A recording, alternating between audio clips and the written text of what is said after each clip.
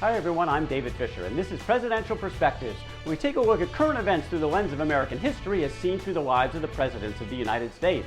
Today's episode is part 2 in our look at Schedule F and the history of civil service reform.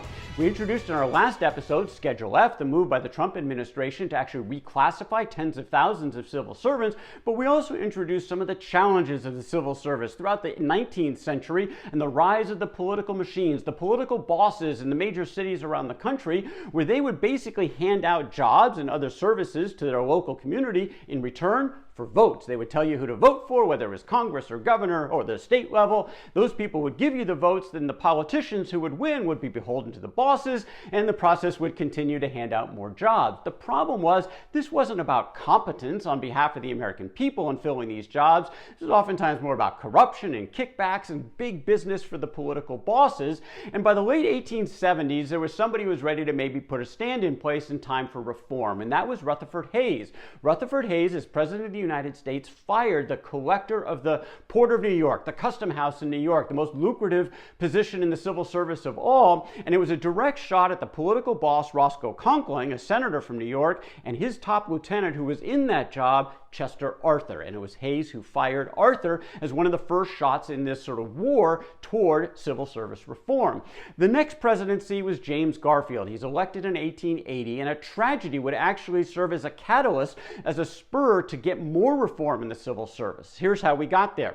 Garfield, in his inaugural, tends to embrace civil service reform. He says the civil service can never be placed on a satisfactory basis until it is regulated by law. For the good of the service itself, for the protection of those who are entrusted with the appointing power, against the waste of time and obstruction to the public business caused by the inordinate pressure for place, and for the protection of incumbents against intrigue and wrong, signaling that he was going to favor this. The problem was, he was almost from the very beginning caught in a vice between two very powerful political operatives. Senator Conkling, who had helped him win New York and win the presidency, he had expectations for rewards from that service, but then he also had his own Secretary of State, James Blaine, who also had interest in some civil service appointments, and Blaine and Conkling were political enemies, and James Garfield was caught in the middle.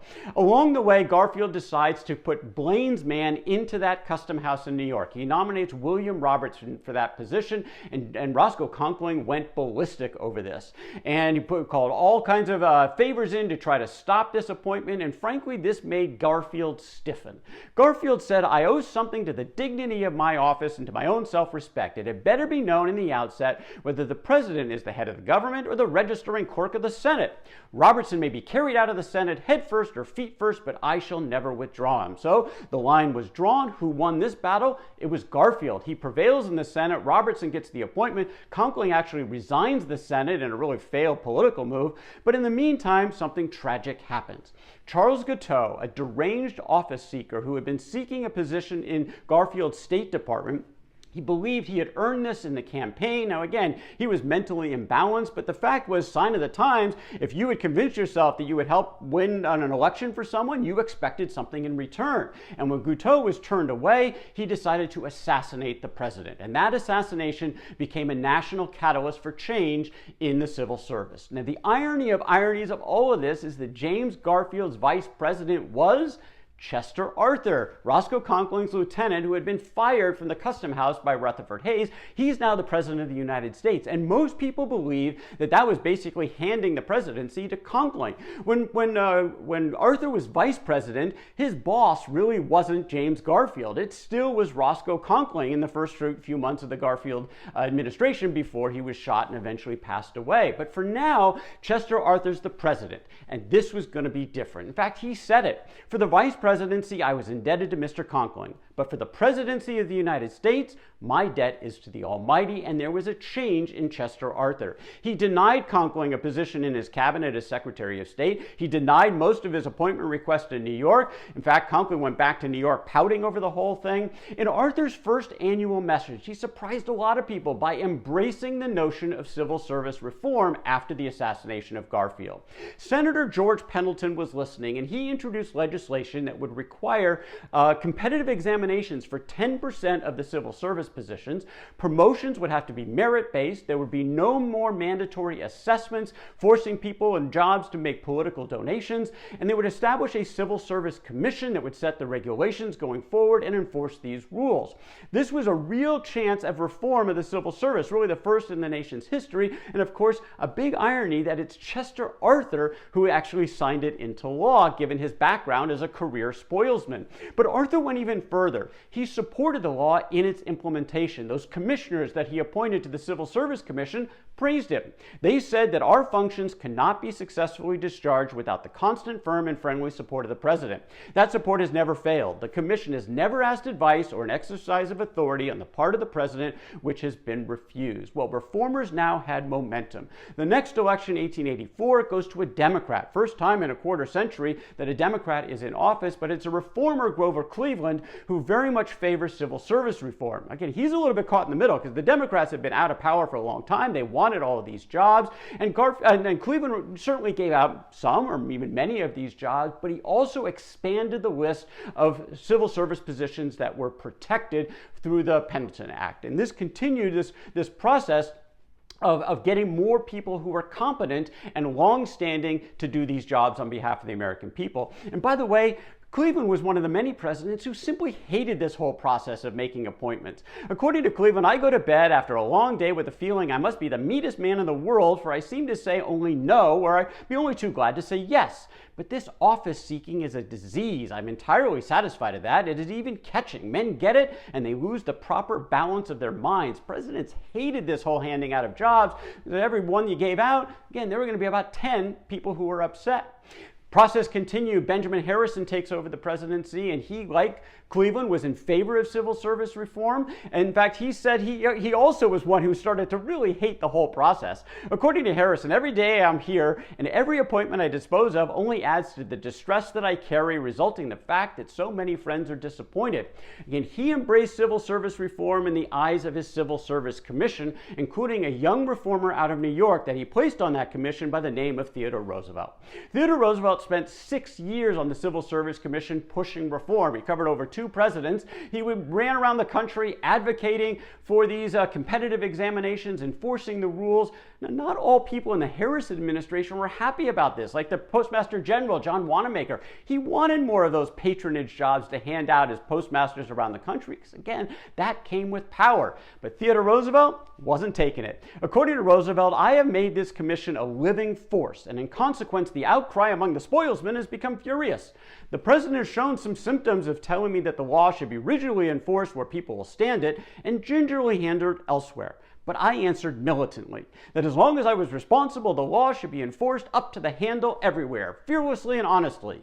I'm a great believer in practical politics, but when my duty is to enforce the law, that law is surely going to be enforced without fear or fervor. And in fact, things continue to move with Roosevelt on the commission. Cleveland comes back to the presidency. He wasn't going to play these games anymore. In fact, he said at the time, a due regard for public duty obliges me to decline from and after this date all personal interviews with those seeking appointments to office, except as I on my own motion may especially invite them. Applicants for office will only prejudice their prospects by repeated importunity and by remaining in Washington to await results. You weren't going to get anywhere with Grover Cleveland. And again, he put his money where his mouth was when it came to the Pendleton Act. When Chester Arthur was president, only 10% were covered by the Act of the Civil Servants. By the end of Cleveland's second term, that was up to 40% of the positions were protected. And by the time Theodore Roosevelt's second term ended as president in 1909, nearly 2/3 of federal civil service positions were protected. Now, there were still plenty of appointments to make for political purposes, obviously the cabinet, all the senior positions, but the day-to-day workers became more of a professional organization. They were focusing more on competence and duration, sticking around, removing politics from those day-to-day workers. The reforms were finally taking place, seemingly now in the best interest of the American people. Now, this was not perfect throughout the 20th century. There were still political bosses controlling thousands of votes. One example, Harry Truman. Harry Truman was known at a time as the senator from Pendergast. The machine of Tom Pendergast in the Kansas City area helped elect Truman to local office in the U.S. Senate. And Truman, though, was a little bit different. He was aligned with his party, but he also expected results from the people that he appointed. Truman said, while we were elected as Democrats, we were also elected as public servants. We will appoint all Democrats to jobs appointable, but we're going to see that every man does a full day's work for his pay. In other words, we're going to conduct the county's affairs as efficiently and economically as possible. This was in his role as a county judge, but it was a perspective that he would take going forward. And most importantly, a large percentage of these jobs in the civil service were off limits for these kinds of patronage appointments because of the increasing use and the expansion of the Pendleton Act. Well, reform was finally solidified even further in 1978. Jimmy Carter, President of the United States, he took on this topic in his first State of the Union address. According to Carter, it was called it absolutely vital to create a government that is efficient, open, and truly worthy of understanding and support. This historic bill for civil service reform goes to the very heart of what the American people are asking for, a government and civil service that work. It was the Civil Service Reform Act. It actually abolished the Civil Service Commission, replacing it with the Office of Personnel Management, with states still around today, overseeing policies across the federal government in terms of personnel. Also established the Merit System Protection Board, created a senior executive service for executives, the senior-most career civil servants, still not political appointees, they have protections, but again, a senior group that could be leaders in executing the day-to-day business of the federal government. Also, whistleblower protections were put into place, and this is the rules that the country has basically followed for about the last half century. So where are we today? Schedule F? Well, many people think that's a step back. That's something, of course, that we'll have to see what happens. Is it politics over competence in the federal government? Again, we'll have to see, but the history is clear. We have decades of history on this topic. Elections were about jobs, fueling the machines, not necessarily interest of the American people. It was rampant into the 19th century. The tide turned in the 1880s with some leadership, in particular the irony of ironies around Chester Arthur. Chester Arthur, a career spoilsman, embraced civil service reform after the assassination of James Garfield. He signed the Pendleton Act into law and he enforced it. Now, Chester Arthur was not a great president. He didn't like the presidency, but this was a great act. It was an inspiring act, actually, kind of the best of the presidency on behalf of the American people, kind of rising up above your past. In fact, that impactful act was so impressive, we named our dog Chester. Selfless decision by the 21st President of the United States. Again, the future of Schedule F, that we'll have to wait and see. For now, though, if you want more on these episodes or on episodes related to these topics, check out some of the links in the description below for more Presidential Chronicles. But for now, that's part 2 of Schedule F and the history of civil service reform. I'm David Fisher, and this is Presidential Perspectives from Presidential Chronicles.